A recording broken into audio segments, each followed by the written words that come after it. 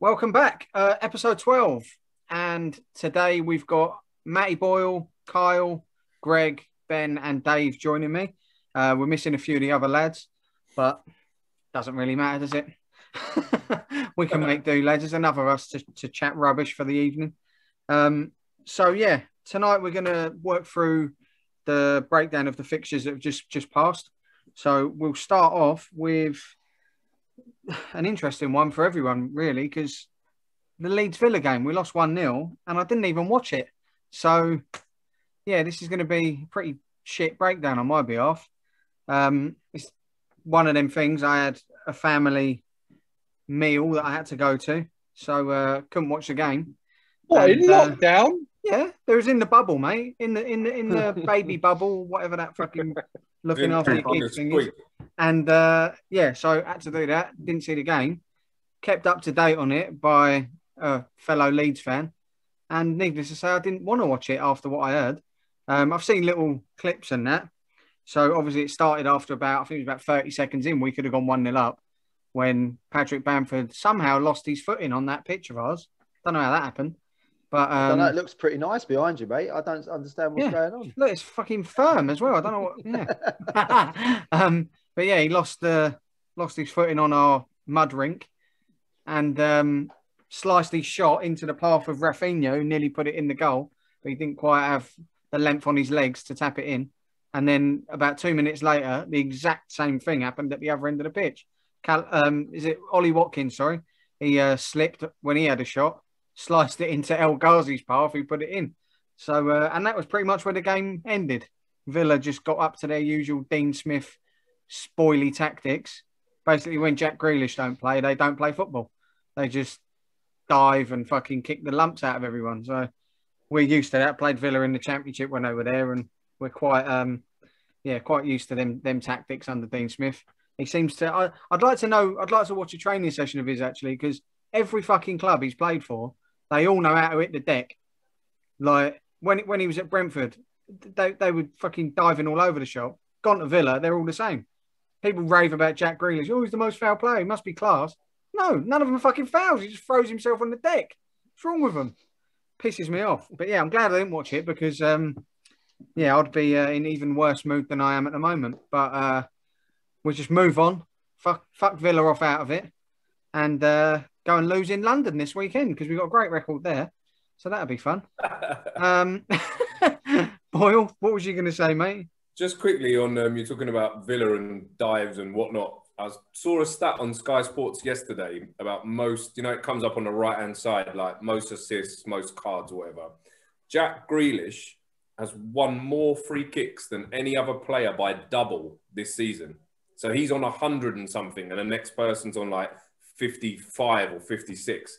That's a crazy statistic. But that's what makes me laugh about it, like, Matty, is like you have these Villa fans and knobheads like Gabby Agbonlahor on the radio. Oh yeah, you like him, don't you? Oh, he's a fucking punk. He's just in it just to get people's just to get people calling in and fucking getting the ump. Do you know what I mean? That's all he's there for. The geezer's a fucking idiot.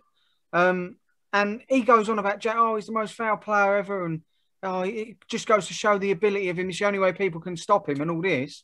It's bullshit. None of them, like I'd say 90% of the free kicks that he gets awarded aren't free kicks.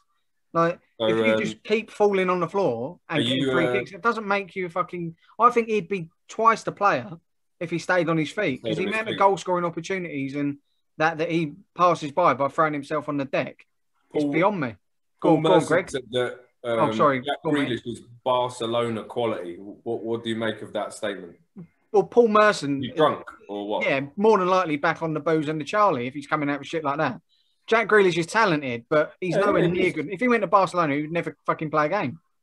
He's not that level. Sorry. It just goes to show in the Premier League, you have a few good games. Well, in his case, he's had more than a few good games. So he's obviously he's a good player, and he's probably going to go up a level than Villa at some stage. But to say he could play for Barcelona and walk into their team, it's not going to happen.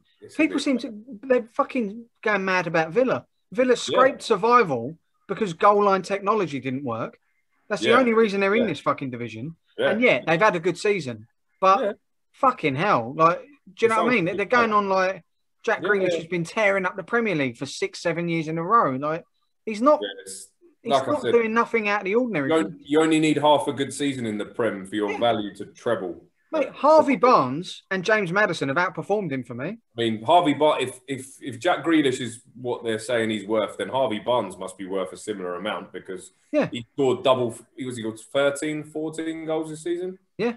Some return, and he's only young. What's Patrick Bamford worth then? Do you know what I mean? If it's based on that. Yeah. Well, goals is goals, isn't it? So what did Jack Grealish do last season?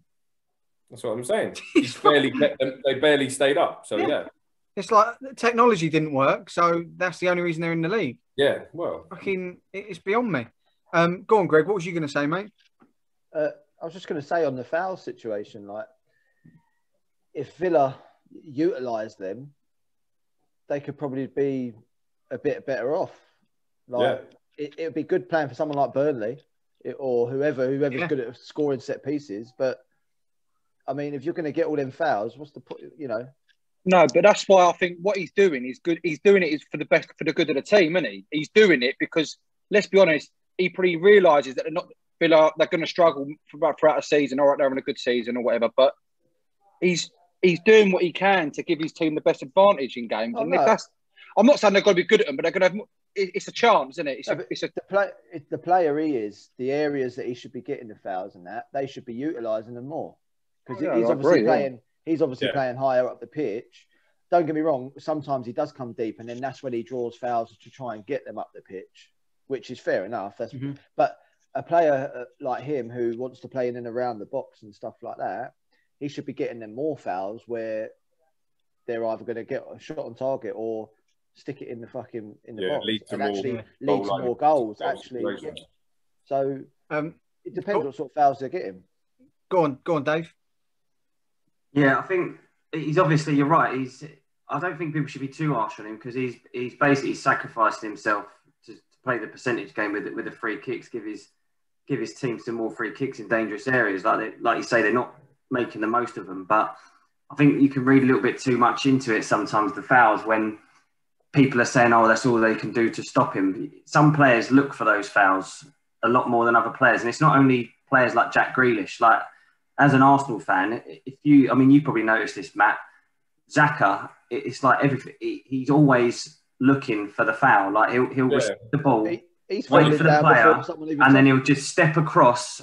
And then as soon as he feels the touch, he hits the deck. And in a way, it is clever play because then you see another player will come under pressure, try and retain the ball, and then they'll lose it. And then the other team's on the attack. Whereas Xhaka will just stick his leg across. There's the touch. Thanks very much. Go on the floor. Slow the game down. I mean, it's not. I think from a purist football point of view, it's not great, but he's looking for that foul. It's not that you can't stop Xhaka. Do you know what I mean? He's just loads of players doing that. It's modern football. You're playing the percentages, aren't you? Really? Yeah. So you know, if you get the slightest touch or the faintest touch and you go down, you're going to get a free kick. The game is changed in that respect. We were talking about it off camera before, like the '88 Cup final, like the sort of antics that Vinnie Jones was pulling. I mean, imagine doing that now. You'd be banned for 15 games. And the rest. You couldn't do that. Yeah. I missed that football. Tackle after 30 seconds. I missed that kind of football. It should be like that now. Yeah, it's gone. In that respect, it's gone. It's only going to get worse. It's only going to get worse. It's not going to get better. It's going to get worse. You're not allowed one anymore. You used to be able to get one. Yeah, one and sort of get away with it. Yeah. And then now it's like they still say, don't they? Players are still like, it's my first one, ref. It don't matter. And then they get cards out. Again, the other thing that comes into it, I don't want to sound like a broken record moaning about the officials every week, but it falls on them. Like, even they're so inconsistent. It's a fucking joke. Like this week in that Leeds Villa game, Matt Target, or Rat Target, as I call him, with his fucking boat, he's got booked for a silly little fucking free kick. Does it the same thing not long after, and they let him get away with it. And then he does it again, and they let him get away because he's so scared to fucking shit. I can't book him again and send him off. It's like, grow a set of bollocks. You've just booked him for the same thing. Why can't you just see him away? Do you know what I mean? They're so inconsistent. And then the other thing, with like you're saying, with Grealish and going down easy, and Xhaka doing that thing where they get your body in front of him, go over. That Luke Ayling is a specialist at it at Leeds. Like, it's a running joke. We call it the Ayling flop. every time he gets closed down face to goal, gets his body in front, falls on the ball, and he gets a free kick every single time. I think in the last 3 seasons, I've probably only seen him do it maybe once, maybe twice in that time, and not get a free kick. And most of them aren't free kicks, but he just knows as soon as you get that touch, it's like a free kick. It's like Groundhog Day for him, isn't it? He knows he's going to get it, so he's going to do it. And the other problem with it, why wouldn't you? If it's going to help your team and give your team an advantage, and you know you can get away with it, why would the rules let them do it? The rules let them do it. So why take advantage of it? Like the other problem with it as well is you get the soppy little fouls in the middle of the park, and there's been a few occasions of it this season. There was one with Jan Poveda, who plays for Leeds. He came on earlier in the season, and Geezer kicked him in the penalty area, but it weren't enough to sort of knock him over or whatever. But he's kicked him in the leg, lower leg. If he goes over, it's a penalty. He stays on his feet, doesn't get fuck all. The move comes to nothing. It's not pulled back. Mane done it this week. I think it was the Chelsea game. Geezer slid in, hung a leg out in front of him. It's hit him. If he goes over, it's a guaranteed penalty. I think he actually done it twice this week, Mane. Do you know what I mean? But because he stays on his feet, they don't give fuck all. If the referees start looking at that, pulling it back and give a penalty, we'll have more instances of players staying on their feet because they know they're still going to get rewarded, like if it is a free kick. Do you know what I mean? But all that encourages people, because now if I'm Sadio Mane, as soon as I feel a touch, I'm hitting the deck. Yeah. Because he has done the last 2 seasons. Well, yeah. Hold on, he has done. The thing is, if you've got players that are that quick, like Liverpool's front three, especially with the momentum and the way they go so direct towards the goal, they know 9 times out of 10, if they get that little nudge or they're going down. There's no 2 ways about it. They're going down. I think I'd do it, to be fair. Listen, if I'm in the box and someone hits me, I'd want to drop, and you let 17 stone start tilting, Billy. But yeah, we'll look, we've not really spoke too much about the game, really. Like I said, I didn't watch it, but I was never going to rewatch it after that anyway. But yeah, just grin and bear it, move on, and try and forget that game ever happened, and on to the next game for Leeds. We've got a few bonuses anyway. Rodrigo was back for the under-23s today. Berardi's back for them. Rodrigo scored twice today as well. 6 minutes it took him, didn't it? Was that? I think he scored after 6 minutes, was that? He did, yeah. It's a good goal and all. And then he scored a penalty a bit later on. And Diego Llorente's come back from his injury and he's looking good. So there's bonuses anyway. But we move on to the next fixture anyway, boys, which was Leicester Arsenal. Leicester 1, Arsenal 3. So over to you, Dave. Starts off, mate. Yeah, it's obviously a big win that for us. I think that I can't remember the exact stat, but it was basically a long time since we'd beaten someone in the top 3 away from home. Coming into it, I knew both of us were going to be struggling because of playing on Thursday in Europe. I kind of was expecting a bit more from Leicester, to be honest. I know they had a lot of injuries, but I thought they'd be hurting and want to basically put a performance on and show we're above Arsenal for a reason and all that. But it was the other way around. Arsenal seemed to have energy levels that Leicester didn't have. Like at the beginning of the game, Leicester was sort of on top because of all the changes that Arteta brought in, and everyone, the sort of commentators were saying, has he made the right call here, like dropping six people in? But then as the game went on, it proved to be the right decision because the energy levels just started to show. Gradually got on top. Pepe probably played one of the best games he's had for us. Willian probably played the best since that opening game against Fulham. Pepe was just tearing that young left back. Can't remember his name now. Thomas, that's it. Yeah, he was tearing him to pieces. Brendan Rodgers, he got booked. Rodgers off at half time to stop him getting sent off. I thought we was aggrieved. Thought we was going to get a pen when Pepe entered the box, and it looked like Tielemans tripped him up. But then they look on the replay, and then Ndidi has clipped his ankle before he got in the box. So I guess right decision in the end, because that's the initial foul. But they're sort of lucky there, because if he didn't touch him, Tielemans was about to wipe him out afterwards. But in the end, it didn't matter because we just got on top of him in the first half, and in the second half we never really looked like losing. So you scored from that, didn't you, Dave? Eh? You scored from that anyway. Even though they didn't give the penalty, you actually scored from that free kick, didn't you? Yeah, sorry. That was that. Luis nutted it in. Yeah. Quite a well worked free kick, to be fair. Shortly afterwards, Ndidi handballed it, like shot it. Crazy to have your hands up in the air as high as he did. He didn't really even need VAR for that one. But Lacazette stuck it in. No doubt, really, he was going to do that. And then second half, there was they just turned the screw, really, started putting some passes together, and third goal was a well-worked goal. Passed it through some of our creative players. Final pass from Willian was a little bit lucky how it bounced into his path, but I thought they deserved it overall. And it was, good 3 points. Over to you, Matty. I think, to be fair, Dave's pretty much covered it. There's not much that he said that I wasn't going to say. Although I think Arteta deserves a lot of credit for the way he tinkered with the team.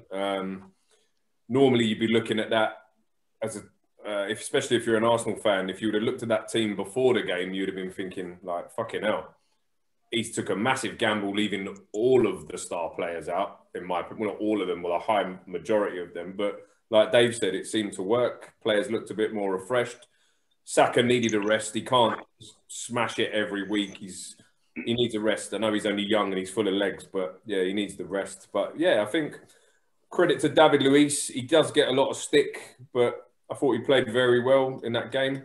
I still don't think he knows what his best centre-back pairing is, which I think is our Achilles heel, because at full-back, I think Bellerin will be off in the summer. I think if Arteta's going to make changes to the team moving forward, he's not the same player that he was when he got injured against Chelsea at the Emirates a couple of years back. He doesn't seem to maraud up the wing. He looks more sort of settled in his position, where you've got Tierney on the other side, who can't wait to go forward and create something. He looks very sort of going through the motions to me, Bellerin. That's my personal opinion.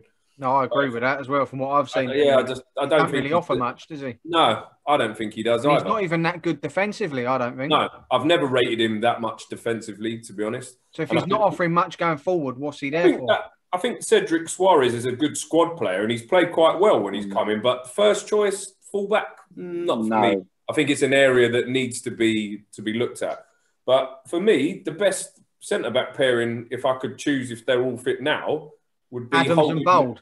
Would be Holding and Luis. I think Mari's too slow. I mean, the first goal. I mean, I'm not going to slaughter the geezer too much because we won the game. But Tielemans is running up the wing, and he might as well be whistling. Like, there's no one coming towards him. Mari's concentrating on that rat cunt Vardy, who I can't fucking stand. Good player, mine, but can't stand the geezer.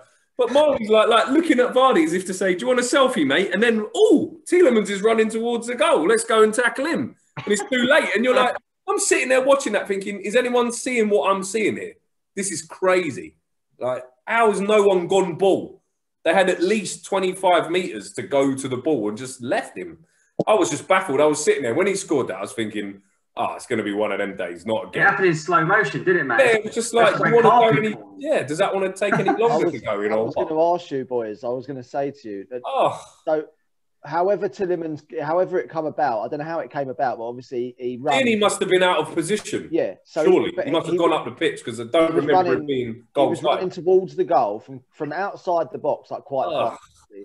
And then, as you're saying, Mari and David Luiz are pretty much standing next to each other. High-fiving each other. With Vardy in the middle of them. And I'm thinking, when I was looking at it, I was thinking, Mari, just go towards him. At least shut him off. Yeah, just shut him off. Like, do something. Just make a noise. Do something to put him off. I don't know. What gets me is, you've got a keeper there who's got a defender, like both of them, who is sitting on top of him. Where is the commanding keeper saying, go towards him? Well, shut him down. But knowing Leno, he probably did, and they just didn't listen to him. Because in Leno's defence, every week he is Mr. Reliable. We've barely let in any goals. Our defence isn't that bad in terms of the goals that we've let, the amount of goals that we've conceded. It's the manner in which we concede the goals. Well, obviously, it didn't matter anyway. Like in the end result, thankfully, it's a poor goal to concede because I mean, he could have actually stepped up and pushed Mari in the back. Yeah, he probably could have. To push him towards him. It was still had enough time. It was strange to say the least, but it was moving on from that incident, Lacazette, I don't think the penalty was in doubt that he was going to put that in. He's a very good penalty taker. I thought Luis took his goal very well. And Pepe, ever since I slaughtered him, he's been absolutely quality since that day I slaughtered him. So fair play. He's got a lot of ability. This is the annoying thing. It's just, how do you get the best out of him? Because send him to Bielsa, mate. That's how you get the best out of him. Well, he managed him at Lille, didn't he? So, he frustrates me still at times, because sometimes in a game, he just looks like he's coasting through it. And then he does one little thing and he's like, yay, done my job for today. Like, woo! Like, I think it depends what left back against. Yes. Well, if he's playing against someone who's inexperienced or he'll have a field day. Yeah. Rip him apart. Anyone who's good level, he struggles. I do think that there is a lot more to come from it. He comfortably, with the ability that he does have, he should be like a double figures winger, season in, season out for me. Whether he hits that height with Arsenal, I don't know. But fair play to him. He took his goal, and he's on a bit of a roll at the minute. So long may it continue. He's just happy to not be playing against Alioski, isn't he? That's all. Oh yeah. Shitting himself, isn't he? Yeah. Right. Well, we move on to the next fixture anyway, boys. An absolute classic, which I fucking called. I called this. The episode before. I fucking knew this was happening. Chelsea 0, the Scum 0. Very good prediction. Talk to us, boys. Ben, we'll start with you, mate. Go on, Ben. Well, what a game, eh? No, you did well calling it, to be fair, mate. It was terrible. When it ended 0-0, I thought to myself, I can't believe he's called this. No, I actually honestly thought going into the game, after the back of the Atletico game, we'd have a bit more confidence. We was all right. Probably did enough. I would expect a little bit more at home. I really quite an average performance, really. I thought both teams had chances to nick it, but it just wasn't really good enough. Kante had Fernandes in his pocket, of course. What do you reckon on that, Carl? But Fernandes, you said his name wrong. Yeah, of course, Fernandes. Yeah. Now I was pleased with that kind of game. Right, Ben. I thought we created chances. We just didn't have that killing instinct to shut it down. And really, the point was probably a fair result, because then come later in the game, I remember rightly, Carl, they had a couple of chances, didn't they? So the game was shit. Honestly. Well, over to you then, Kyle. What was your thoughts, mate? Boyle just thinks I come in here just to moan and be miserable about United, but again, it's another performance that just lacked quality, lacked everything. I mean, I actually think, if anything, Chelsea probably did, if anyone was going to nick it, it was going to be them. We had that break at the end where I think Tomine should have squared it. I don't know why he brought it back. Just put it in front. No sauce on that in that game, Carl. No, just none at all. Just HB blocked at the top, shaking the lid like not coming out. Just such a shit game. It bored the life out of me. I mean, we're not on the Palace game yet, but I mean that's even worse. But I was going to say, at least Ben's got looking forward to the next Chelsea game. But I can't even talk about a goal. I mean, has gone to absolute shit. You boys would be happy to know. So there we go. Are you looking forward to playing Man City? No. Who did you say? No. Bruno. Oxide neutrino. I'll tell you, we're missing Pogba massively, and it's really showing now. It's showing massively now, but. Honestly, I said to Greg earlier, I don't want to have 5 good games in 3 years and they're missing him. Mate, did you really just say that? Have we got to pull him up now or what? Mate, you haven't spoken about Pogba for this whole podcast, and now you're missing Pogba. Bruno's missing Pogba. I think Pogba coming back will help Bruno a lot. Bruno feels like Instagram views when Pogba's back. No, it's just a poor game, but I'll take the point. For the last, since Chelsea have been good, you take a point at Stamford Bridge, to be fair. Kyle, honestly though, I did think, seeing as we're like kind of in a scenario where we're almost, I wouldn't say we're transitioning, but we're kind of under the new manager, we're starting to find our feet. I actually expected more from United. I thought that United are in a position, especially in the table, where they should be bringing more to us. Like it didn't look like you had much, did it? It didn't. It looked pretty flat. But this is what I've said before in previous ones. I feel like we're there on luck more than anything. We've rode our luck. So people think that United have progressed this year or we've got closer. We haven't. We're just doing a bit better than the rest of the shit. Everyone's shit this year. I think it's COVID. What's that? COVID. Well, that's it. You've got no fans. It's different. You've got no fans. This is what I'm saying. I just feel like this season's going to cover up a lot of cracks. Is that within that club? Are we missing the 12th man at Anfield? Is that our problems? Is it? Yeah, definitely. You've gone to shit. Oh right. Yeah, no. You look at when it does make a difference. Obviously, the fans and that, but it's the same for everyone. Do you know what I mean? Yeah, obviously, the same. People's home records are not as good this season because of it. And there's teams in false positions because of it. But it's not a dramatic too much, I don't think. Like, the 3 worst teams will still go down. The best team will still win the league. Do you know what I mean? If Liverpool had kept hold of, like, your likes of Van Dijk and that they keep fucking going on about, if they had stayed fit, obviously they'd be in a better position than they are now. But you can't look too much, I don't think, into the fans not being there. Go on, Matty. I just wanted to ask Kyle, like, what his thoughts were on Solskjaer, because let's have it right. A few months back, he was that close to getting sacked. He wanted him out more than anyone. I think get out of our club. That's what I'm saying. It's like, I think he's been the manager that sort of survived sackings more than once, and his team are like, it just baffles me how they're second in the table. Like, do you think he'll be there next season? Like 100? Yeah, I do now. Yeah. I do. The problem is, I feel they've had their chances to bin him, and they haven't. Yeah. But knowing you lot, you'll just throw loads of dough at it anyway. You're going to spend a couple of 100 million in the summer, I would say, at least. It'll be enough for me. For what we need, I don't think it's enough. Wow. To be honest, Kyle, even if you sold Pogba for like stupid money, so we get 200 plus sell Pogba. I'm just as an example. What do you think is going to happen? Do you think I would? I'll tell you what. Buy someone else like Van de Beek. Declan Rice. One at a time, boys. Go on, Kyle. Declan Rice, Jadon Sancho, and a Kane. We are shit defensively, but in all fairness, we do keep a fair few clean sheets. So. Although we're not great back there, I feel like it's kind of like Arsenal, break down teams. Kind of like Arsenal. It's similar. We're not great defensively, I don't think, but we don't concede that many goals. And most of the goals we concede are our own downfall. We're not being undone by any amazing magic a lot of the time. We're just making stupid mistakes. What makes you think as well you're going to get someone like Sancho? No, I don't. No, but you would. No one seriously. Knows like, why would he leave Borussia Dortmund to go to Man United? I think he wants out of Dortmund, to be honest. Why would you go Man United?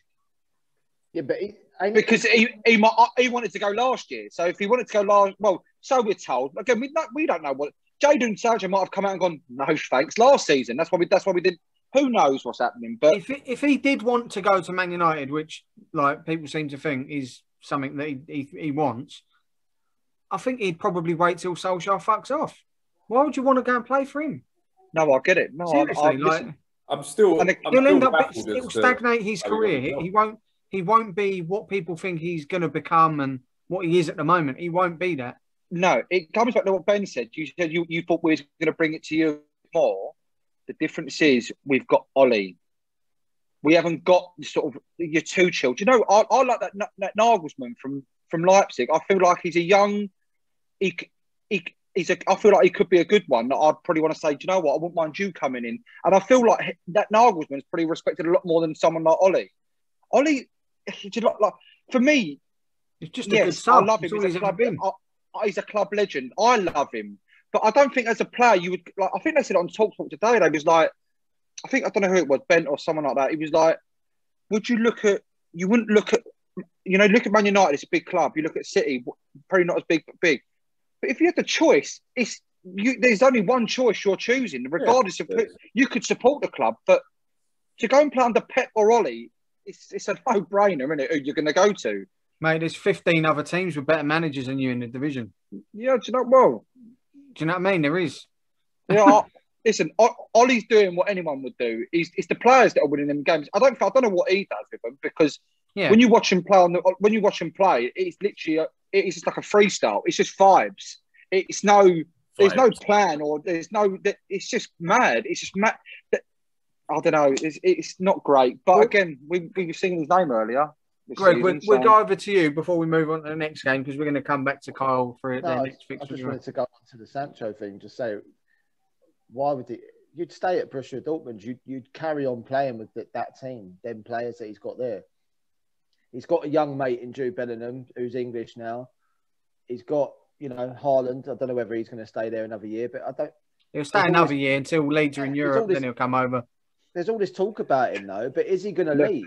How's that transfer fee getting? It's one of the best clubs to try and be at as a young player. They play him, and they give him the platform to go and actually play how they want to play, and at a great level.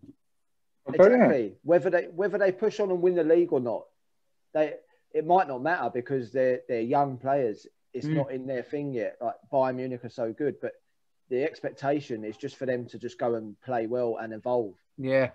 So there's probably no better place to be at if I was Jadon Sancho. I wouldn't want to leave. But furthermore, until someone big comes, like a City or a bigger team. Man United are bigger than the Dortmunds. Just quickly on that. Historically, yeah. No, you're a club. As a club, yeah, but not at the minute, mate. No, you're not. But why? We're the second best team in the Premier League. You're not attractive. At the moment, we're not attractive now. We're not. I'm not talking about like even football, as in how you're even playing on the pitch. I mean, just generally as a club, I think shambles. The fan base is all over the place, so divided. Since Fergie left, this has been. No Man United fan agrees with the next one. One minute you fucking hate the players, the next week you love them. 1 minute you hate the manager, the next week you love them. It's not. It doesn't, like, if I'm a player, I wouldn't want to be looking to go there and go, it looks like a happy camp, everyone singing off the same hymn sheet. They're not. No, it's not great at the moment, but they're going to stick with him. But you are second in the league. But, yeah, at the moment. There's trouble in paradise anyway. Look at Maguire and Rashford having. That was brilliant. That was brilliant, wasn't it? Go on, Matty. Just wanted to say as well, like, what do you all think on this? Do you think there's too much pressure on young players to grab this like world beater move so young in their careers? Like, why would they be in a rush to leave Borussia Dortmund? I don't get it. See, I think there is, but it's all from their age. Yeah, you could say money, but I mean, some of these kids are like 20, 21. The money is there. It's not going to go away. What Terry says. It's their agents getting in their head. Yeah. If the agents want the sign-on fees. They get the cut of what they... Yeah, it's just, for me, from a pure footballing reason, there would be no need to leave Borussia Dortmund for like any of them kids. Even Haaland. Like, why doesn't he stay there another year, which he probably will end up doing? Yeah, who's his agent though, Matty? Yeah. His old man. Raul. Riola's his agent. Is, yeah. Paul Pogba. Yeah. And he loves Man United, doesn't he, Riola? Went back to Man United for the money. That's it. Simple. Yeah. He went back for the money. And Riola said that himself. Oh, wow. Just kill your client a bit more and keep on paying. But no, the club pay it. He rinses the club. That's embarrassing, though, isn't it? That's shocking. That's poor. Right, well, let's move on to the next game anyway, boys. It was Chelsea 0, Man United 0. Next one was Sheffield United 0, Liverpool 2. You got a win, Gory. What's your thoughts, mate? It was a little bit better, wasn't it, just for the one game? It didn't start great either. I mean, they could have been 1-0 up. Adrian had to make a save. But old fucking Ramsdale, Buffon, he was unreal. He turned up for the first time this season, I think, and he just had a corker. Like, for me, again, it's like Firmino goes through 1-on-1. A number 9 for your team should be scoring that, no matter what. I don't care. Yes, it's a fantastic save. He shouldn't have had a chance. You're putting that away, Greg? I would have put that away. I'll bet my mortgage on it.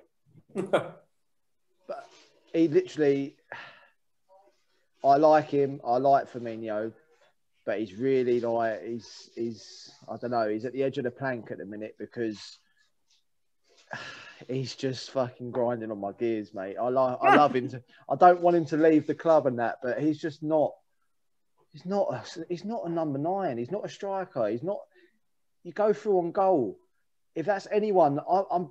You know, you put Bamford through on goal. That's a goal. You put the striker at Arsenal, Aubameyang, Lacazette, whoever it wants to be. That's a goal. Even Nketiah, he's putting that away. They're goals. And the thing is, that ain't the first time he does. He literally his goals to game ratio. He starts every game. His goals to game ratio is not great. And yeah, he brings in all these assists and all that, but he's not even doing that. Yeah, I know what you mean, mate. And so that was that one. He should have scored that one. Salah again. He had a chance. Great save. Ramsdale. Trent had a chance. So it was a pretty much first half of nothing apart from Ramsdale just keeping us out. And then obviously second half started. We got that goal. It was in. It stayed in. It was, you know, it was close, very close, but it stayed in, and good finish by Curtis Jones. He's actually the only one that probably come out of the 2 games this week that's got a bit of credit, really. Like, he's looking like a tidy little player, and being one of our own, and that he's someone to get behind again. Like, obviously we've had Trent and that, but I mean, I'll come on to him when we talk about the Chelsea game. He was all right against Sheffield United, but yeah, he's starting to get on my fucking tits and all. Yeah. But even the goal though, the second goal, like, you know, Firmino, brilliant. His close control, the way that he took out maybe 2 or 3 of them with the close control, but he's dragged his shot. It was lucky it went in. It was an own goal. It was going nowhere near on target. After all that good work, all he's got to do is get a shot on target, and he can't even do that. And he's lucky it went in. But yeah, we got the win. But then, you know, don't count for nothing after the fucking shit show last night. I can see, like, if we'd have recorded this straight after that, you'd have been a bit more chipper than you are at the moment. But again, we will come on to that game shortly. So, but it was a good win. Yeah, considering you take it, wouldn't you? Yeah. Well, let's move on to the next game, and back to you, Kyle. Obviously, Pat's not with us tonight. He ain't dead or anything. That made him sound like he was dead, but he's just not on. Yeah, it's just not on the podcast. So Patty's not on tonight, so he can't talk about it from the Palace point of view. But Palace, Man United, big fat 0-0 again, mate. Worst game of football I've ever seen in my fucking life. And that says a lot. If that is what Palace have had to watch the last 3 or 4 games, or even a few weeks or whatever, as a standard of football, and I'm not even blaming them, because they were a better team. They actually, we was awful. We couldn't even pass a football. Rashford's attitude stinks, mate. I'm telling you. He rolls around like he thinks he's owed everything, like he's done what he needed to do now. It all just has to come to him. And when he first came on the scene, he used to run. He would run. Now it's like he just can't be asked, like he's too big time to do all the dirty work. Can you put the MB on the end of his name, please? Sorry, no, but Massive as a game, I mean, do you know what? Palace, how long have we been saying Palace are on their holiday already? They have literally rolled over for every November. Yeah. And do you know what? We just didn't, and we still couldn't even control the game against them. Palace should have won. I actually spoke to my mate at work, and he was like, it's probably the most exciting I've seen Palace in a very long time. And I thought, fucking hell. You were about to get the shirt out of the wardrobe again, weren't you? Oh, mate, yeah, give me the Fancy High shirt. Yeah, the Sunday Fan and Sunday High Palace shirt. No, it was disgraceful. From the only 2 that I would say that can hold their head a little bit is Luke Shaw and Dean Henderson. And Dean Henderson had fuck all to do, to be fair, but he made the save that possibly could have lost us the game. So him and Shaw, the rest of them were absolute poop stink. They don't deserve fuck all. I must admit, Jonesy, from sort of an outside point of view, looking at that game from a neutral, I turned it off after 20 minutes. I wish I did. And it was just like, oh dear, this is fucking dreadful. Like that, I've said it before, and some of you probably will take the piss at me, but watching Leeds under Bielsa has actually ruined a lot of other football for me because it's played at such a sort of intensity and it's so open. Every game's entertaining, regardless win, lose or draw. Well, draw don't happen. We don't draw games, but win or lose, they're entertaining. And then I turn a game like that on, and I can't watch it. It's so bad. Thank God for the fog. At least it hid most of it for you. Yeah, I mean, I was actually hoping they called it off. To be honest with you, I couldn't stand it when it went down the right wing. I was like, "Oh fuck, I've got to see this now." At least when it was over the other side, I thought, "Here we go." Who knows where the ball is? What ball were they using? Round one. No, but it was like the ball looked like white, or if it wasn't white, it looked like really light yellow. So why not use an orange ball in them conditions? But I think if you was on the pitch playing, it wouldn't be as bad. It would be you could probably see the hope to the other end of the pitch when you're there. I'm not. No, I know you're not. Wait, well you should have been, bro. I'll tell you what. Oh mate. No, but seriously, you'd have been asleep front row. The game's like watched worldwide, unfortunately. Surely you've got to be able to see the ball. There was times I was like that. I was like Spursy looking for the ball. He's got to defend himself. Spursy guys are fucking terrible, aren't they? Yeah, they're bad. Yeah. Jesus. You got bad mince pies, is he? Oh, mate, if you ever notice, he keeps quite quiet about it. Like he wears bins like when he's not out. I've seen him wear bins, but like if you're like on a night out or even in the pub watching the football, TV's on the wall over there. He's like fucking. I noticed it years ago, and I'm like, "You're right." Like, and he's like, "Oh yeah, I can't see a fucking thing." Like, no, it's touching the screen. Great for him. Yeah, he must be having a field day. But he only started wearing glasses even a couple of years ago. He like for ages was like, "Nah, it'll be all right." So, no, it's all right, Mr. Magoo. Who said that? Oh, no, yeah. Who said that? Yeah. Well, yeah, we'll move on swiftly, Kyle, because that's draw a line. Let's go. You've played 2 games in a week, and you've had fuck all to write home about, have you? So no. Yeah, let's move on. The next one should be quite a fun one to talk about, anyway. Well, for one of us. Liverpool 0, Chelsea 1. Oh, I've been looking forward to this one. Go on. I don't know who we should start with. Let's go with Greg because he looks the most pissed off out of everyone. So yeah, we'll go with you, Greg. Go on, start us off, mate. Start us off. Right. Where do we go? Do you know what? I don't think we weren't that bad, but there's some real things that are just like grinding at the minute. As like, yes, we are in a bad patch, but you're still playing the same way. He's still playing the same way, even with the personnel we've got. We're clearly not the team we were last year. He hasn't got the team that we had last year, but he's still trying to play the same way. Even against now a changed Chelsea team in Tuchel who wants to keep the ball and everything. We knew that they were going to come and try and keep possession, but yet we still play the same way where we're trying to let them have it, let them hit the long balls, trouble us over the top. Lucky that Werner didn't score. Lucky that he was offside. Must have been by a fucking gnat's cock. Do you know what I mean? Like, after berating him, I was like, we didn't sign him for a reason. Klopp knew what he was doing, and then he went and fucking scored. But lucky enough, obviously, it was offside. But just in general, it's just not good enough. Like, Thiago, again, not really offering a lot. Can pass the ball, lovely. A lot of us can if we're fucking unopposed. Do you know what I mean? I've got great passing ability, Greg. Both feet and all. If you're unopposed, you can pretty much hit a man. And it's what he's doing at the minute. If he's got space and time, brilliant. He can find the pass. The minute he's under pressure, the minute he has to track back, nothing.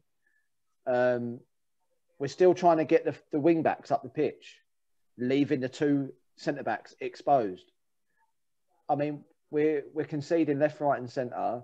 The ball over the top's our problem, but yet we're still trying to ask our wing backs to push on.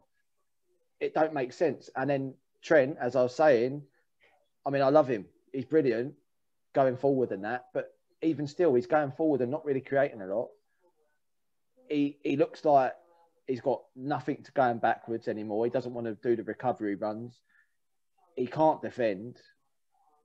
I don't know whether it's, you know, everything that's going on. The team's just not the same. Why he played Fabinho in centre-back, I don't know. Should have put him in midfield. Kabach and Nat Phillips kept a clean sheet. I know it was Sheffield United, but still kept a clean sheet. Greg, who's your second choice right back? Nico Williams. And this is a problem. I said it. He's got no one pushing him. He knows he's going to start every game, Trent. Yeah. Because I almost think with Trent, like, he obviously looked magnificent the last few seasons and he don't look the same anymore. No. I've heard people say he's not going to be a right back for long. He's going to go right midfield and that. For me, I'd play him centrally in midfield. Yeah, he might have that in him. I think that is what, like, for his future, I think he could become... He's not a defender. No, he's not. He can't defend. No, he's not. He could almost even play that Thiago role. Yeah, 100%. I don't deny that.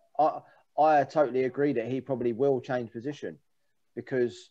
What about even, like, because obviously the centre halves, it doesn't seems to be a bit all over the place at the moment. Would it almost be better sort of moving Fabinho like back into midfield, dragging Thiago, and putting Trent at centre half? Well, what centre half? I don't know, mate. The thing is, do you know what I mean? Something, because at right back he's doing nothing. Nat Phillips has not done a lot wrong. No, you are right. I heard that he might have had a little knock, but I don't know. But again, Kabach has now taken a knock, so we're going to have another partnership at the weekend against Fulham. We're going to have another partnership at the back. But to me, any chance of Ben Davies getting a game? Well, I don't know. One you nicked off Celtic for no reason, just to let him sit there. I think he still might be going to Celtic, but again, I just don't know. Like, I think by taking Fabinho or Henderson out of that midfield, it's taken a lot from us. And Thiago hasn't replaced them. Thiago's just not doing it, mate. And Robertson was, bless him, he's trying his heart out, but there's not much we can do. And the front three it's just not working. Mane he might as well go Celtic and all. Robertson, isn't it? Mane had that chance. Get them both up there, mate. Get them both. We need the help we can get at the minute. Get them both up there. Mane probably should have scored that. I mean, he's had an air shot. I don't know. That was a sitter. I don't know what's gone on with him because he's normally, even if we're playing bad and whatnot, he normally is quite self-confident and that. But yeah, his head looks down at the minute. He's sulking, mate. You can tell by his body language. And I think that's probably why we didn't take him off over Salah last night. It's partly that reason. But that was a weird one as well. You take off Salah. But, you know, it showed. He brought on Milner, who's been injured. He got injured at Leicester. He brought him on last night and he was pressing more than anyone. You'd expect that from James Milner, though, wouldn't you? You would. Yes, you would. But where's the rest of it? Yeah, of course. That is one player, can it? That is our game, pressing. And it's not really happening from the front. We're sitting in and letting people play. It's just not how we do, you know. When you beat us there in the league, I think earlier on in the season, I've never seen a press like it. Like we like to play out from the back. Liverpool would have known that, and the players, they were like in our face in the 6-yard box. It was crazy. And Arteta's going, yeah, mate, you just carry on playing out from the back. Like, don't worry who's coming near you. Salah's running at you at 100 miles an hour, and so is Mane, and so is fucking whoever else. The difference is now is that we're running in and just getting played around. Yeah. I mean, they were playing triangles for fun last night, Chelsea. It's unbelievable. And Chelsea have got a lot of quality. Yeah, no, I'm not denying that. I'm not denying that, but we're at home. Yeah. No matter what team we stick out, we should be stamping our authority on the game. Whether Chelsea have come to play or not, we should be stamping a little bit of authority. But it was all Chelsea. Like you said, go on. Sorry, Greg. Like you said as well, you're at home. You had one shot on target. Yeah, well, that's been a massive problem. Obviously, we're just not doing anything going forward. And only 7 shots in the whole game. That's coming from midfield though. We're getting nothing. And then, as I've said before, our front three are dropping off.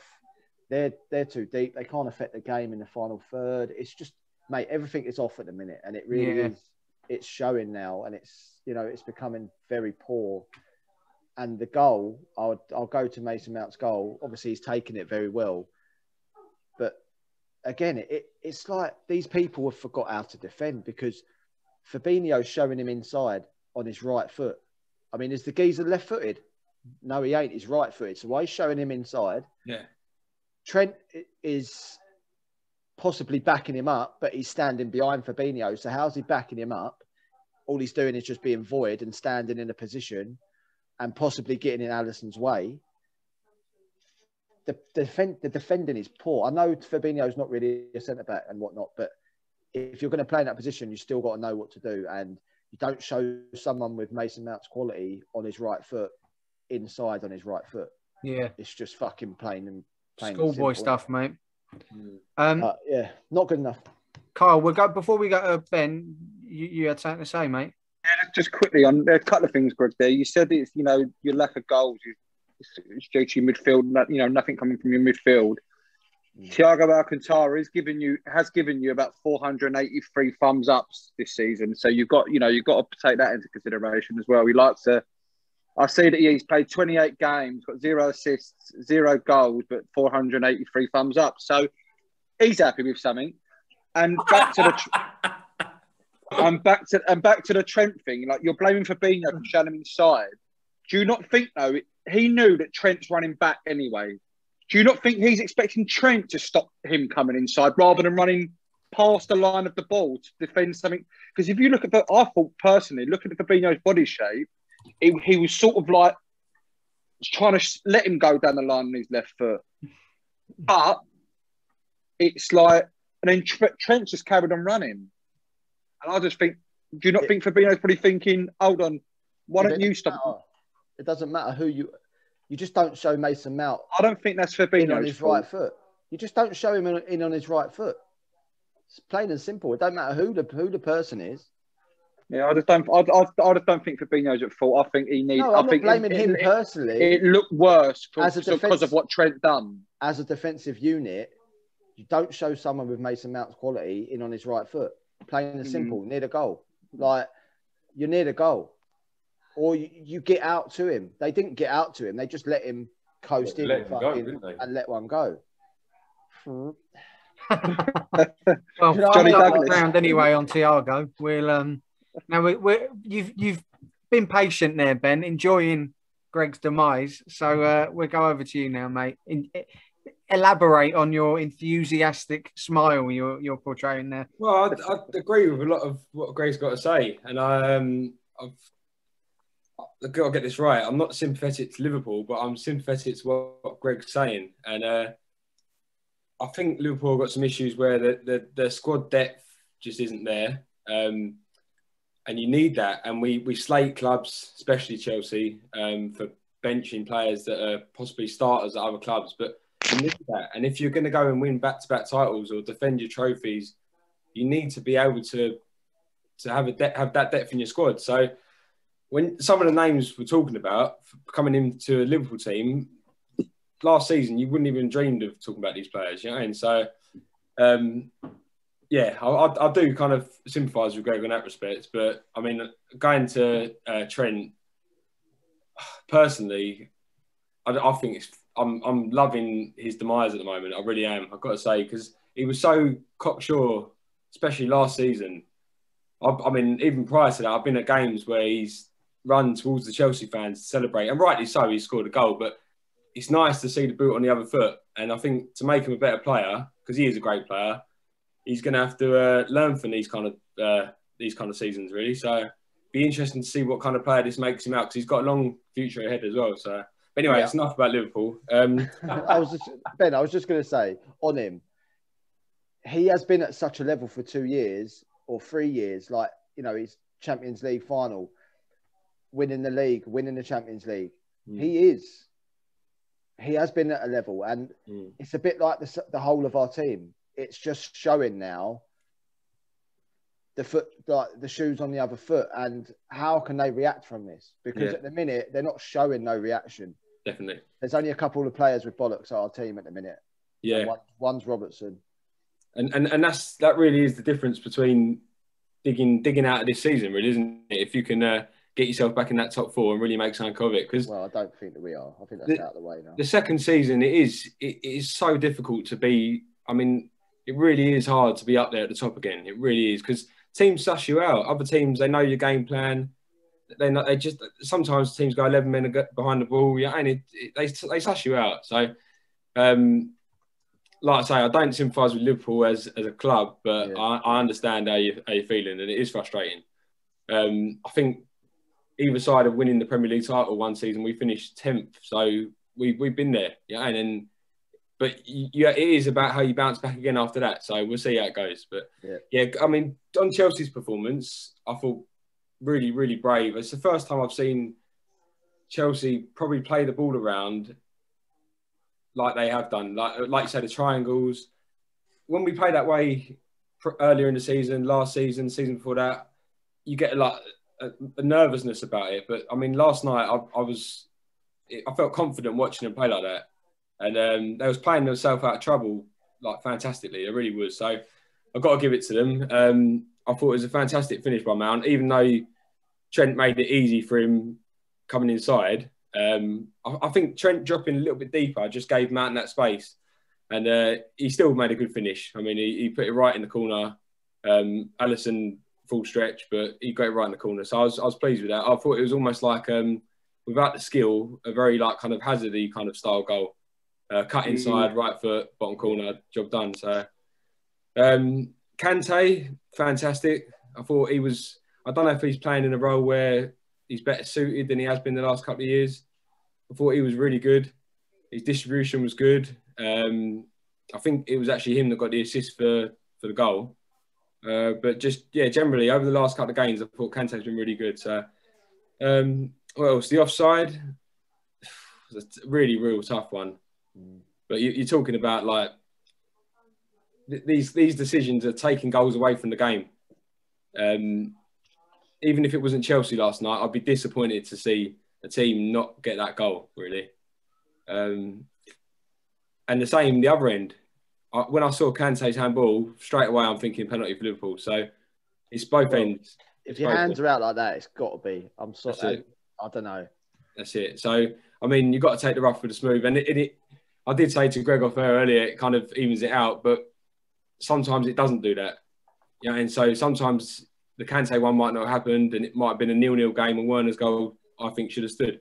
And other times Liverpool could have nicked the 1-0 from the penalty. But these decisions have got to be sorted out. They've got to be ironed out, because they're taking goals away from the game, and that's what we want to see. So, but apart from that, on the whole, it's a really good 3 points from us. And if someone said to me, you can take 4 points off United and Liverpool in the last two games, I'd have had that. So, yeah, pleased.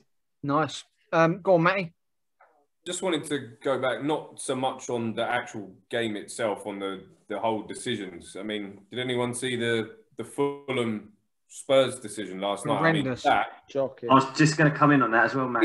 His arm is right down by his side. Shocking. Yeah, there's nothing. How can you disallow that? Nothing he could have done. That's criminal. I was talking to my dad about that last night, Matty. I'm sorry, it's criminal. It is. And we were saying the problem with that as well, from the way it's hit. Spurs have ended up winning the game. Yeah. Like, you know what I mean? If his arm was up in the air, in an unnatural position, that would have just hit him in the body. So having it in a natural position, he's being penalised for that. It's so bad. What we talk about with the common sense, they're just missing the point. Like you just said, if his hand's not there, it would have just hit his body anyway. The exact same result would have happened. So why are you trying to change what is? And the thing that kills me the most is if he was a defender, that wouldn't be given as a penalty. No, because it'd be too close. Attacker, 4 yards away. Because he's an attacker, it is given. So how can you say that it's one rule for an attacker and one for another? There are two sets of rules for defenders and attackers on the pitch. If a foul's a foul, so anywhere on the pitch, it's a foul. So how can you say a handball? Oh, you're a forward, it doesn't count. Oh, you're a defender? it does count. Whatever, you know what I mean? It's just they've gone and changed that rule today. Yeah, see it. Yeah. They've gone and changed that rule today. But so going on yesterday, because the rule hadn't changed until today, is it because they got something out of it and scored a goal that it was given as a handball, even though it wasn't? I'm confused, mate. Greg, I wish I knew enough to fucking. So because they gained an advantage and scored a goal, even though it wasn't intentional, they've disallowed the goal. Basically, that's all I can get from it. And then today, can't hit your hand. And then today, they've gone and said that if that happens from now on, it'll be a goal. Give No, it's from the 1st of July, isn't it? Only from the 1st of July. Well, yeah, but it's come out today that will change. Yeah. I don't know when the date. You might be right. I didn't see the ins and outs, but it's come out today that now that will change. But it's just pathetic. The thing is, football's full of these situations where it's never going to be like black or white, one decision. There's plenty of grey area decisions, and when you try and assign a certain rule to things, that you will find these loopholes where stuff like that happens. But that's where the refs just got to come in with common sense. They need to give the ref the power in a situation like that where you can see you're going to award an absolute travesty. Like you've got to give the ref the ability to say, no, I can see that. But he went to the screen, Dave. I know. He went to the screen and still said that's a fact. That's because he's followed the rule. He's followed the rule book to the letter. In the interest of the game, he shouldn't follow that to the letter. There, he should use common sense and see the context of the situation and the outcome. He was 2 yards away. He was 2 yards away. How can he even move or get out of the way? It's a fucking joke. It's fucking tiring, isn't it? All these decisions, boys. And it's hard to even argue about it. You know what I mean? The one we haven't even come on to as well. Did you see in the Brighton and West Brom game? Oh dear. Don't even want to get Dave. You can take a quick one. Go on. Well, we're going to come on because the next thing we're going to do is go ball of the week, donkey of the week. Yeah, so we will hit that. I'm sure that's going to be brought up. Paul, did you have one more thing before we do go on to them? Yeah, just quickly, like Dave says and Greg was saying, common sense has to prevail. The Premier League, it's worth so much money to a club to get relegated or, and stay in the division. Like, if Fulham got relegated because of this, they would have every right to appeal and every right to take it to the highest place in the land, court of arbitration for sport, everything, because you just can't get these things wrong. Like, yeah, but that wouldn't be changed now, mate. No, of course it's not going to be changed now because they've come out and made that decision as of what it is going to be moving forward. But if you're a Fulham fan or a Fulham player or Scott Parker, you just got to be sitting there like that. I mean, I think Strug said it in a few podcasts back. He did say it's not really VAR, it's just the rules, and that's the problem. Yeah. They're just following rules. The thing is, common sense will change on every decision, wouldn't it? That's the thing. They can't really go on common sense as much as they should. It would the rule's a rule. Listen, it's shit. It's a shit rule. But the rule is if it hits your arm in the build-up to a goal, it's not. You've got to select. So. Yeah, but how are they changing rules during the fucking season? Yeah, how are they changing that in the middle of or 3/4 of the way through a season? That should never be the case. It's got to be the start of the end. Because they're getting proven wrong every other fucking week. Yeah. But I think that's all they're doing. They're literally sitting there with a rule book for going boom. But they should be embarrassed at the state. But that was a joke. That was a joke. Best league in the world. They should be fucking embarrassed, mate. Best league, worst refs. Yeah. Go on. Can I just ask Ben something? Going back to the game, obviously taken away from all this refs nonsense. Out of your team, now I know I'm not one to actually like fucking go after players and whatnot because our team's shit at the minute. But do you know? I noticed one player that didn't do himself any favours for you last night was Ziyech. What did you make of him last night? Because I don't think he done himself any favours. I thought he probably played himself out of the team now. Yeah, I mean, I was surprised that he started, to be honest, Greg. I didn't think he's done enough previously to start. But in saying that, Havertz hasn't been in the team at all. Pulisic, he just doesn't look the same player as last season at all since his injury. So I don't know what's going on there. But, No Hudson-Odoi. Hudson-Odoi, yeah. I know. Right back, isn't he? I don't want to go too much off subject, but I wasn't on the podcast a few weeks ago when he got subbed, and I actually agreed with him being subbed. I was watching the game and I just thought he was fine going forward, but he wasn't reading the game. He was too slow to react. So I wasn't surprised when he said. But anyway, I don't want to go too deep into that. But again, in the last game against United, I thought he was a bit slow to react then. So hence why he didn't start against Liverpool, in my opinion. But yeah, when you watch CH last night, I think you then look back at Hudson-Odoi and think I'd start him again. There's a real battle for that place because none of them are shining. And you're right, Ziyech didn't. I mean, Tuchel touched on him, I think, after the game and said he was happy with the way he was stretching the play. Ziyech was just stretching that forward line. So whether he's doing enough for him off the ball that we're not seeing, that could be something. But yeah, I do agree. There's got to be more to come from him, definitely. Well, we will call that a day on them anyway, boys, and we will move swiftly on to our nominations for Donkey of the Week and Baller of the Week. We'll start with Donkey, and Dave, as you was going on about it, I'm sure this might actually be your nomination, but we'll start with you, mate. Lee Mason. Lee Mason. And now you can say what you wanted to say about him. Yeah, Lee Mason. He's had a brain fart, clearly. I mean, he's... brain fart. He's like, can I take a quick free kick? Yeah, you can. Kicks it, thinks, oh shit, it's going. It bloke decides to blow the whistle, and then they're thinking, why are you blowing the whistle? And he goes, okay, yeah, oh yeah, give the goal. They all celebrate, and then VAR goes, oh, hold on a minute, you blew the whistle while the ball was in motion. You got to disallow it. He's had to go and with his tail between his legs, go to the bench and explain to them what the fuck's going on. Off to the Judy.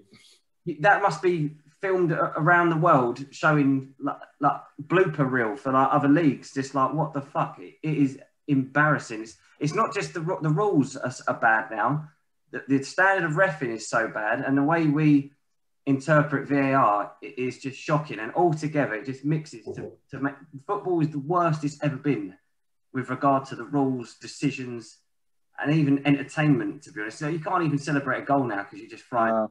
Yeah, frightened. But anyway, like that is what it is. But the standard of the reffing, like the rules don't help. But if you give the refs the power to interpret it and use common sense, they can overrule any slight quirk in the rules that surface and is going to cause some shitstorm or just complete injustice. They can just overrule it and go, no, clearly that wasn't actually going to affect the game, and use common sense. But that there wasn't even anything to do with common sense. It's like he fell asleep on the pitch. Greg, yes, go on, mate. No, sorry, it's just Dave just said football. It's not all of football, mate. It's the Premier League. Yeah, you're right. Yes, all right, football. Yeah, Premier League. This ain't happening in other countries, mate. No, this is not happening. That's what I'm saying. Other countries are looking at us. They've got it on lock, mate. In some of these other countries. That clip on Twitter that we done the other day on Twitter, unbelievable. The fact that they're mic'd up, they're talking to each other, talking themselves through it, getting the correct decisions. Well, that was actually Perfect. that was actually last season. Was it? Well, there you go. Look, because the referee was Jared Gillette, who actually left the A League, and he's over here now. He's in the Championship. He's reffing over here now. So hopefully that's sort of a sign of we're looking elsewhere to sort of slowly bring these guys in. He should be in the Championship, mate. He should be up in the Premier League because our refs are farcical, mate. There's another video clip of him actually on YouTube with that from that game, and it's about 5 or 6 minutes long, and it's sort of various different occasions during that game where he gets it right with VAR and the communication between him and the actual video assistant ref, and it's brilliant. It's how it should be done, you know what I mean? Yeah. And the reason they're getting it right is because they've looked at how rugby league and rugby union use it, which is rife in the Southern Hemisphere, and they've looked at that and just matched it up, and it works. It's the technology and the rules aren't the problem; it's the people using them. It's but maybe, yeah, like you said, it's better in that country as well. Then, because a whole big thing over here is maybe the respect that the referees they'd be getting. They wouldn't be able to be mic'd up because of what the abuse that everyone would hear. But again, maybe that's a reason to mic them up. Yeah, because then you'd hear who's saying what. Even over the last few years, there's been occasions of like a racist comment or a derogatory comment on the pitch where people have been like going to hearings about it and things like that. Like Kiko Cassia had it at Leeds last season, and it was his word against the other player. If there's mic'd up, then you go, hang on, no, he did say that. You're fucked, son. Do you know what I mean? Like they'd have to check themselves a bit and be more professional. Like that's what it is. It's not like us lot playing on a Sunday league, you're effing and blinding every 2 seconds. Yeah. These lot are professionals. They get paid because they're professionals and role models. Yeah. Be fucking professional. If you hear referees now mic'd up, you need to fucking watch yourself, boys. Fair enough. Right. Like, you're going to have to do that, ain't you? But yeah, back onto Lee Mason, Dave. He was also my nomination, and also Hopper's as well, who's not on the pod tonight, but he texts through his. So there's 3 nominations already for Lee Mason. And another point on him, which Hopper's actually put in his text to me, and I was going to bring up as well, was not just that game. He's bottled it for the following week and feigned an injury, the fella. Yeah. Oh, I can't ref this game because now I'm injured. Fuck off, you're injured. You're embarrassed, bruv. That's all that is. Like Mike Dean saying, I've been threatened. It's like he's been threatened his whole career. Yeah. Fucking used to it. Fished out. Suddenly now it's like, oh no, I'll duck this one. Joke. But I'll call out the other boys who have texted theirs nominations through while we're on it. Pat has, Spearsy, sorry, I'll go first, has gone with your old mate, Bruno Fernandes. And he's basically said he's been missing in action for weeks. So, and I hate the rat-faced cunt, he said. So he's nominated. I've already read out Hoppers, who's gone with the same as us, gone with Lee Mason. Struggs has gone with Harry Kane for missing 2 sitters against Fulham last night. And he's thrown an honourable mention for Steve Bruce. Can't have long left, especially after the bust-ups in training. And Pat has gone for Danny Welbeck for missing the second Brighton penalty and losing 1-0. So, they're the nominations so far. Next one to nominate will be you, Ben. So who's your donkey, mate? I agree that Lee Mason should fall under like a donkey category, but I just don't feel right nominating a ref. Like, I feel like... I don't know. You're always nice to refs in Sunday League and all you fucking... Yeah, I know. I've got a thing about refs, and I do kind of...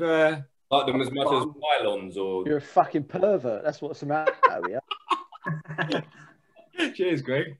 You're the man on the podcast. You like refs. You're a pervert. All right. Cut. He's already had his one cut, Greg. No, I can't be horrible to refs. Apart from that time when you slapped the one and you had to go to your fucking hearing. I did go to hearing, and it's only because I touched his cheek. That's all. So you give him the old. Don't worry, ref. What cheek? What cheek was it? Ricky will sort it out for you, Ben. Don't worry. Oh God, yeah. I don't be horrible. Anyway, Go on then, Ben. Back to your nomination, mate. Yeah, so my nomination, and it isn't based just on this week. It's based on, I think, ever since I've ever heard of him and ever watched him play, but he's still doing it to this week. Lifetime award, is it? Sorry? Lifetime award. Lifetime award, yeah. Apart from Lee Mason, there wasn't really anyone that stood out for me. So it's Eric Lamela. I'm just frustrated and sick of him getting away with these little silly yellow cards that we talk about all the time that players get, and he just doesn't get them. He's got to be one of the nastiest little niggly players, leaves it in constantly and rides it, and he just gets away with it. So yeah, Lamela for me. We'll see. Hopefully he gets sent off next week. So it's like that old classic when they go in on them at 100 miles an hour. You can see the stamp on the foot is so bad, and then as soon as they've done it, they go, as if to say, oh, no, it weren't me. I never touched him. But he's gone in trying to break the geezer's ankle. Yeah, I hear what you're saying. Wrong. Fair play. Matty, over to you then, mate. Nothing more to add than Lee Mason. Never seen anything like it. Next. fat wanker who's just mate, how does he even ref? How does he fucking keep up with the play, the fat cunt? Nah.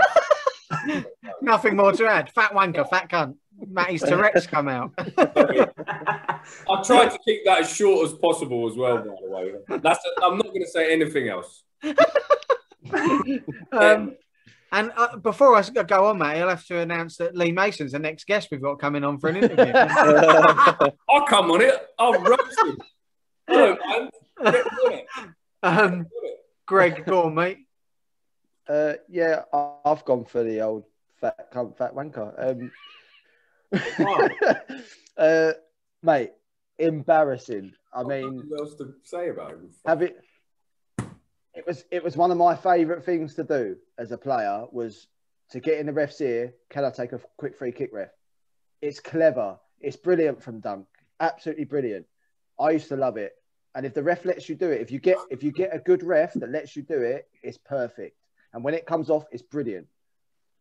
Now, he has asked him. He's gone, yes, okay, then blow the whistle. Scored a perfect goal and then wants to pull it. I know we've talked about it, but it is embarrassing, mate. What happened, Greg? I don't know. I must admit, you can even see it. It was hard for Dunk to contain himself there, not fucking grab hold of him. When you get a ref that lets you do it, because not many want to actually. Very few let you, yeah. And there's nothing to say that you can't. There's nothing against it. So when a ref says, yeah, okay, then it's brilliant. Thierry Henry's done it. Do you know what I mean? We've had people do it in the past, and there's nothing wrong with it. It's genius. It is. And how he can say yes and then blow the whistle, and the unluckiness for it to be on the line when he's blown the whistle again is because if it was in, there's nothing he could have done with it. But the fact that it didn't cross the line when he's actually blown the whistle the second time when he shat himself, it's just so unlucky. And he's just, fat cunt, fat wanker. It is dreadful. Go on, Kyle. Well said, Greg. Well said, mate. Yeah, no, there's been some good shouts tonight, to be fair. I say with Spears' one, I'll always do our best to stick up for Bruno, but he's right. I'm close to voting for him, to be fair, because he has been poor.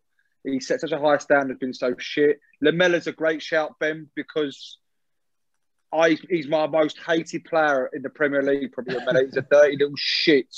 Don't like him at all. Bargy. Trent's lucky, the old fraudster. He didn't sneak in there. But yeah, it's Lee Mason. Well done, Lee. There's no other winner possible. There can't be. There can't be. I mean, it was, yeah. I don't know if... Have I got time to tell you boys what happened? Or... Boys are out of order, I'll tell you.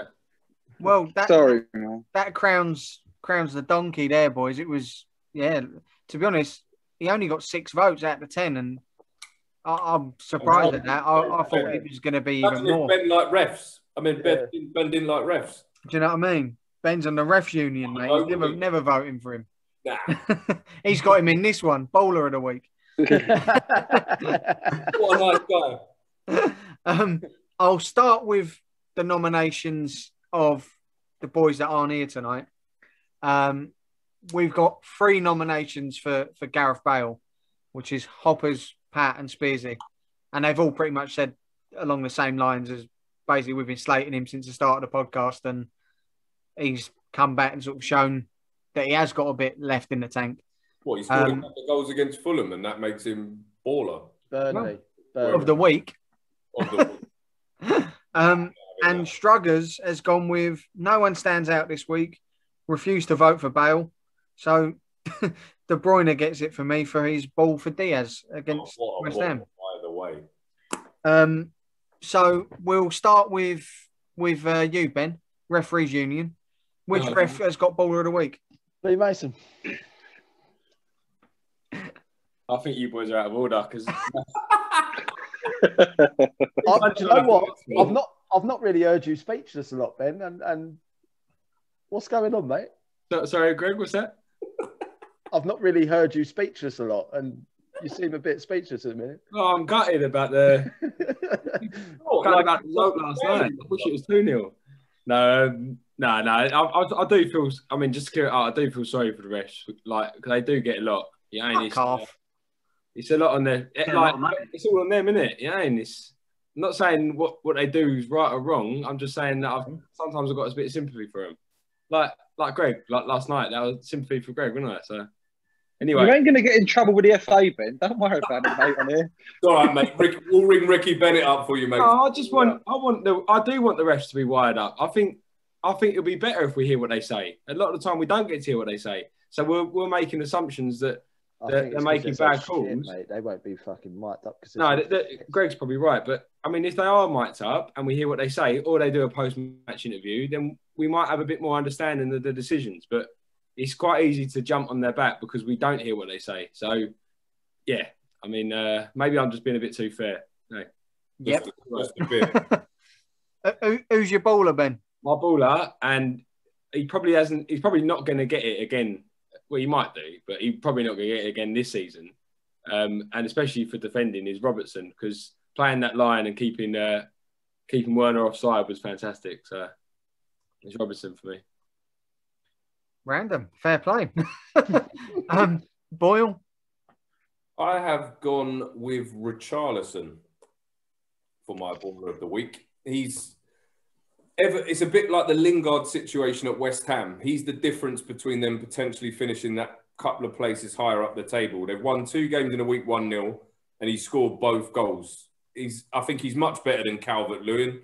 I think he offers a massive threat. Every time he picks up the ball 30 yards out, constantly looking to terrorise defenders, go towards goal, always looking to score. And I think he's the difference for them. And I think, yeah, they had a couple of really bad results where they lost 3 on the bounce at home. And I think a couple of good wins for them. And he scored both goals, so I'm going to give it to him. Fair play. Well, that gives me a chance to put mine out as well, because mine's the same, Matty. Yeah, I've gone with Richarlison as well. He flatters to deceive a lot of the time, I think, with him. He's obviously got bags of ability. You don't play for Brazil if you haven't, especially in an attacking position. But, yeah, I think a lot of the time his finishing's pretty poor and he's quite wasteful. But the last week, he's been, like you said, he's been the difference, and he's earned them 6 points. Exactly. You know what I mean? Yeah. So, for me, it has to be Richarlison as well. Greg, over to you, mate. What's Kyle? Yeah.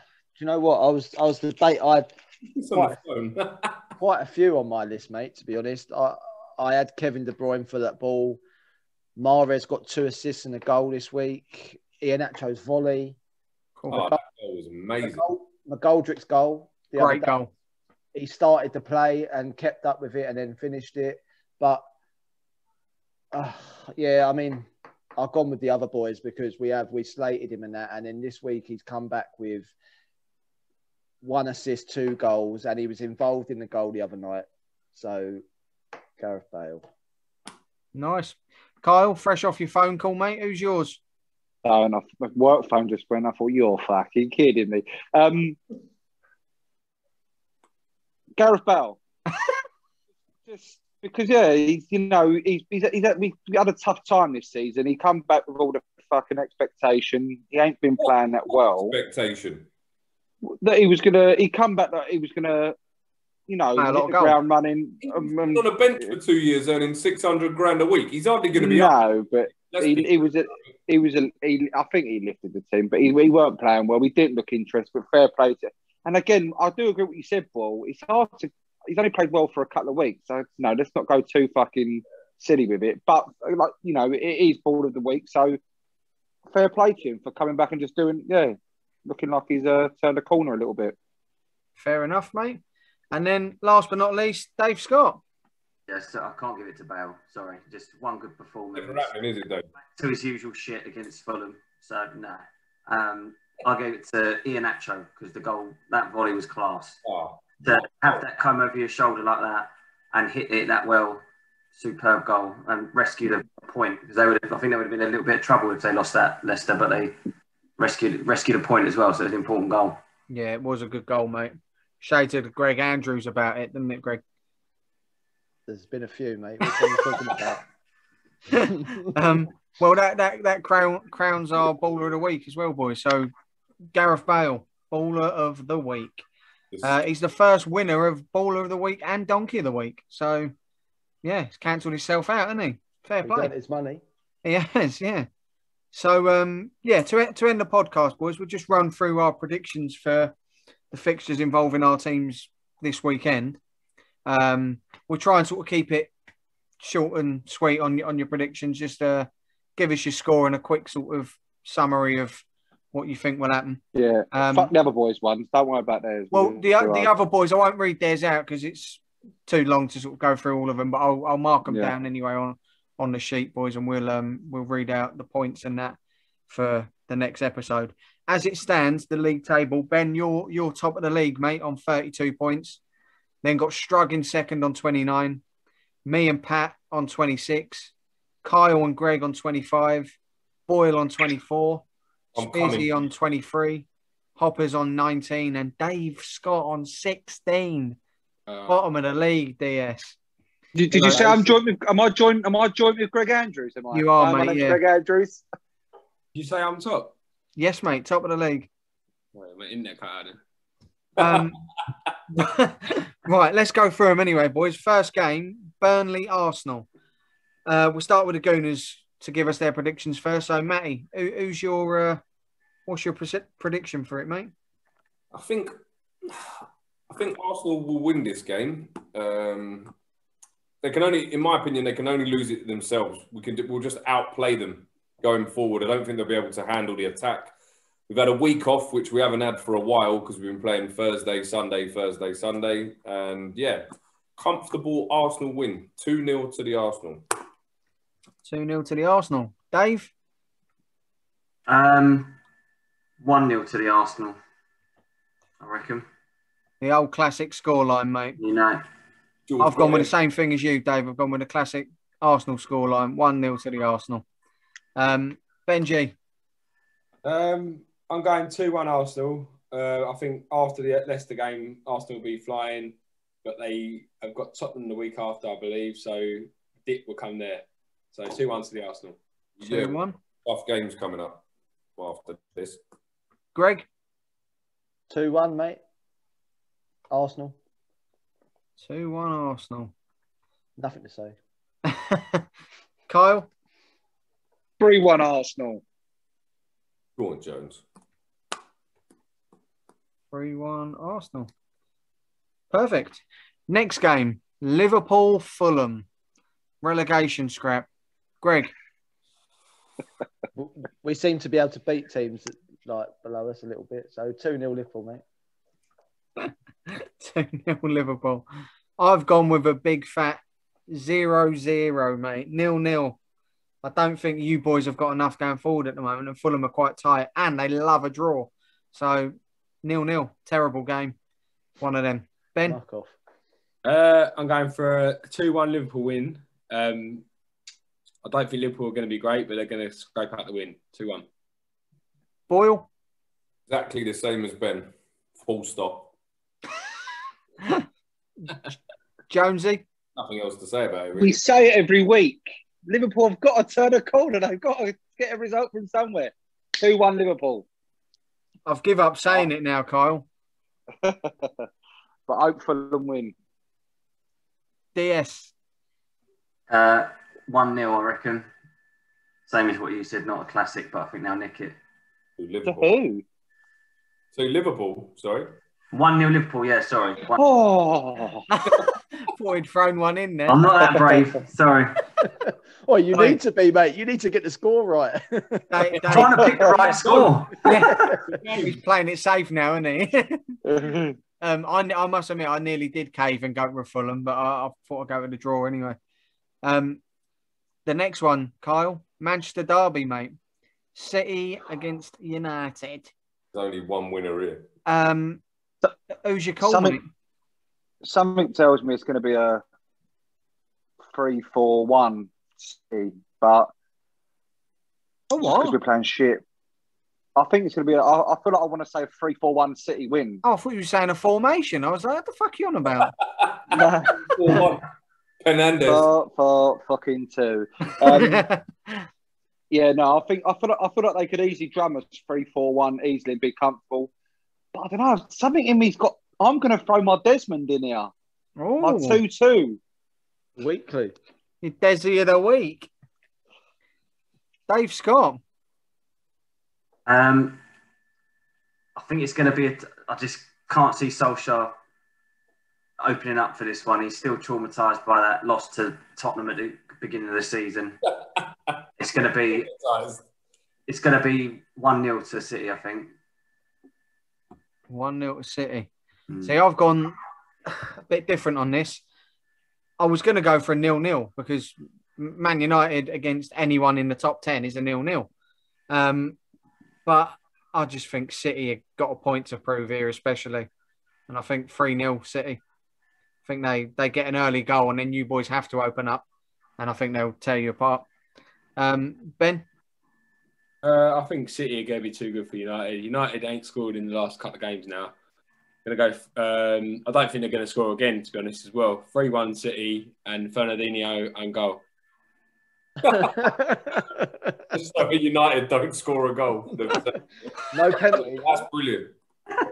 No penalty. Oh, God. I'm done with them now. That's it. Boyle. There's only one winner in terms of what's going to happen, but I'm debating the scoreline in my head. 3-1 Manchester City. I think United might get a goal because they've got a lot of attacking quality. But like you said, it'll be an open game. I think City will just destroy them going forward, to be fair. They've just got far, far too much. And Maguire, I mean, he's just going to be even more confused than he usually is, going round in a circle, the geezer. With his mate Victor, who's next to him, who don't do him no favours whatsoever. So, for me, 3-1 City, I think De Bruyne masterclass. 3-1 City. Next game, Spurs versus Palace. Oh, sorry, Greg, did I not take yours? I don't know, did I? Yeah. No, I don't think you've done this game. Oh, did I not? Sorry, Greg, go on, mate. I've got 3-1 City, mate. Oh, fair play. just to put it in on 3-1 City. Bags. That was everyone, wasn't it? Yeah. Yeah. Sorry, boys. Right, next one, Spurs Palace. I've gone with 2-1 Spurs. I just think they'll have a bit too much going forward and get the extra goal and beat Palace. We'll start with you this time, Greg. I've gone 3-0 Spurs, mate. Just don't think Palace have got anything at the minute, and Spurs are quite good on the old counter, even though Palace probably won't venture up the field that much, but I still think they'll have enough to do them. There is rumours that Zaha might play as well. Don't think it makes any difference. Yeah, you're probably right. They would get further not in this particular game. Yeah. They'd get further up the pitch, but that would still open it up for Tottenham. So, yeah, 3-0. 3-0. Dave Scott? 2-0 Spurs. Same reasons you've just said. Palace is shit, basically. Yeah. Jonesy? I just want to try and get some more points. I'm going to go 4-0 Tottenham. Just because I don't want to... I need to try and get away from Greg. Go a bit different, mate. It's guaranteed to be 3-0 now, you've said that. Get away from me, yeah. any score this week will fucking help me. Boyle? Again, Tottenham to win, but as to the score, I'm going to go 3-0 Spurs. 3-0 Spurs. Benji? I think Palace have had a couple of... Well, they ain't played well, but they've grinded out a couple of points here and there. I'm expecting them to... They've got the gas turned on. Someone's just got to click the little fire button, you know, like the little... So, I don't think... The Chikorito, yeah? They're just going to get a couple of goals. I'm going to go 3-2 Tottenham. 3-2. Right, that's everyone for that one. Straight back to you, Ben. Chelsea-Everton. Oh, yeah. I'm looking forward to this one because I think it'll actually be a decent game. Chelsea need to win this. They need to win this because Everton have got a game in hand anyway. So, big, important game for Chelsea. God, I dread to think what it'd be like if we didn't beat Liverpool last night because we would have had to win it even more. But I'm going to go 3-1 Chelsea, but I don't think the scoreline is going to be. I don't think the game is going to be as the scoreline suggests. I think Everton will be a lot more in it than 3-1, but 3-1 Chelsea.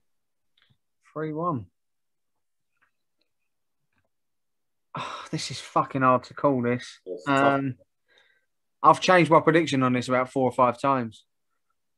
I'm gonna go safe points. I'm gonna go 2-1 Chelsea. Tough one though. Boyle. I think this could be a bit of a goal fest because both sides have got good attacking players. I think 3-2 Chelsea. 3-2. Gory. 2-0 Chelsea. I know what Everton. I know they're all right going forward, but I don't think they travelled that well, especially not to London. So 2-0. Don't mention London. Fuck me. Talk about that in the next one. Fish and chips, cup of tea. Mary fucking Poppins. Kyle. 1-1, I reckon. Be a tight game. And Dave. This is going to be my Desmond. I was debating a Desmond for this, but I just swung it Chelsea's way. Oh, he's Desmond. Right, next game, West Ham Leeds. I would have gone with a Leeds win on this, obviously, but it being in London, I just can't. We haven't won in London since about 1993, so I'm gonna go with my Desmond. I'm gonna go 2-2. I think we'll nick a point. Ben? Yeah, I'm the same, mate. 2-2. I'm actually looking forward to it. Actually, I think it'd be a good game. So, yeah, plenty of goals. 2-2. 2-2. Boyle?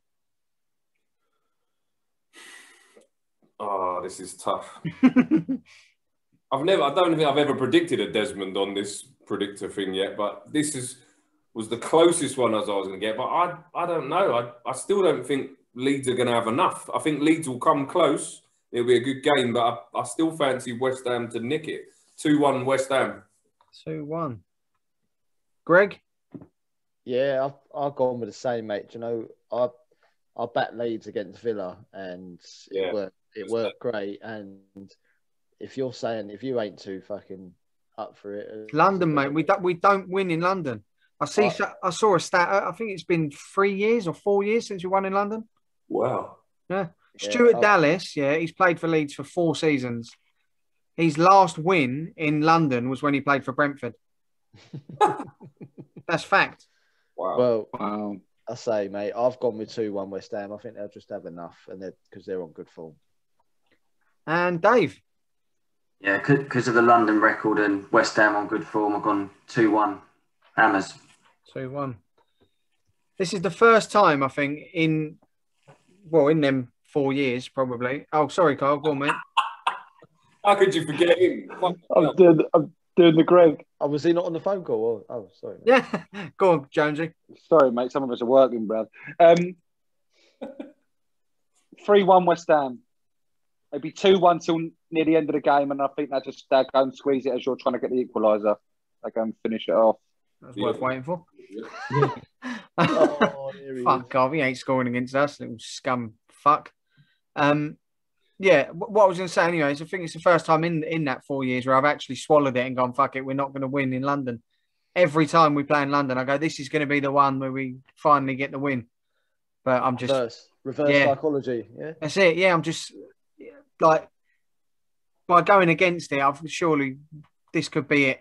But, I don't know. This just sat in my head. I'm thinking, oh, fuck it, got to do it somehow. But yeah, that sort of brings us to the end of the episode anyway, boys. Have any of you got anything else to add before we call it a night? No. Just a quick one, actually, before we go. Have any of you heard of Albert Braut Haaland? His cousin? Yeah. Yeah, I've heard of him. Erling Braut Haaland's cousin. He's supposed to be shit hot. Yeah, he's 17, centre forward, and he's banging goals in left, right, centre for Molde in Norway. And a lot of rumours. He's the next Erling. So could be an interesting one to sort of watch where he goes over the next few seasons. I've never even heard of it. Man United. Watch this space. Yeah, exactly. You heard it first here. No, I think I told you a couple of weeks ago, Carl, about him. I've never heard of him. No, I only heard of him today. First I see of him. No, I heard a little while ago. Is that his cousin? Yeah, it's his cousin. Yeah, it. And they look like exactly like each other. Yeah, he looks just like him. Yeah, they're beautiful people. He won't have to get Botox on his lips then, will he? Fucking hills have eyes. Well, that'll be the end of it anyway. Then, boys, we'll call it a night there, and until the next episode. If everyone watching, thanks for watching. If you slap a like on the video and subscribe to us on YouTube, and head over to our Twitter and Instagram. Both tags are the same, just at @only_footy_fans. Give us a follow over on both of them platforms to keep up to date on everything we're doing. And until next time, guys, thanks for listening.